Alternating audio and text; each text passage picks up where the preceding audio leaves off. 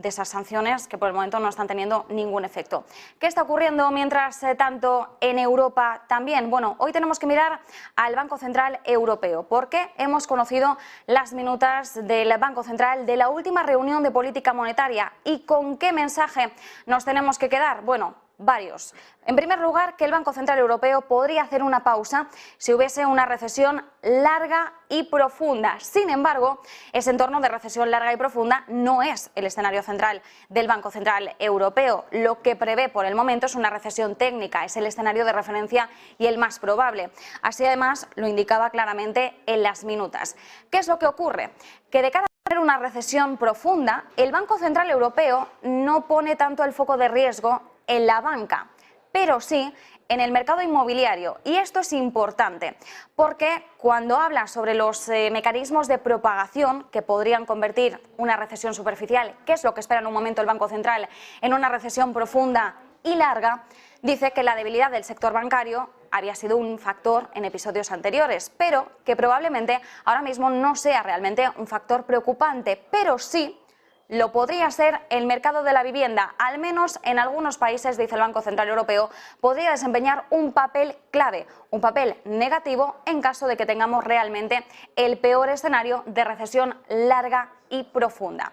Además, en el escenario central que mantiene, insistimos, de recesión técnica, dice el Banco Central Europeo que es muy poco probable que ese tipo de recesión haga algo sobre la inflación. ¿Hasta qué punto esta posible recesión limitaría los riesgos al alza para la inflación a medio plazo? Bueno, pues el Banco Central Europeo dice que es poco probable que una recesión superficial o técnica realmente consiga mantener la inflación bajo control, dado el impulso reciente. Recordemos, ahora mismo tenemos una inflación en el 10,6% en la eurozona.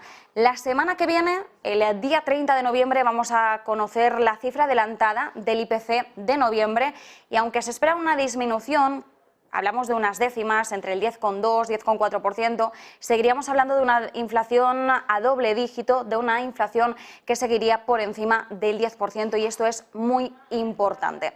¿Qué es lo que dice el Banco Central Europeo? ¿Cómo debería actuar en caso de la recesión superficial, que en principio es el escenario central que mantiene? Bueno, pues dice que seguirá normalizando y endureciendo su política monetaria, así que podemos seguir esperando más subidas de tipos de interés. El mes que viene, en principio, esperamos que empiece a hacer una disminución en la magnitud de esas subidas. Lo que estamos esperando ahora es una subida en 50 puntos básicos y algunas voces internas del Banco Central Europeo así lo están afirmando. Y el Banco Central Europeo solo se plantea hacer una pausa en esas subidas si realmente se produce el escenario de recesión larga y profunda, que esto sí frenaría la inflación en mayor medida. Es más, Luis de Guindos, el vicepresidente del Banco Central Europeo, sobre la inflación ha hablado hoy y dice que podría haber alcanzado o estar muy cerca del pico, que es una de las preguntas que nos estamos planteando en estos momentos.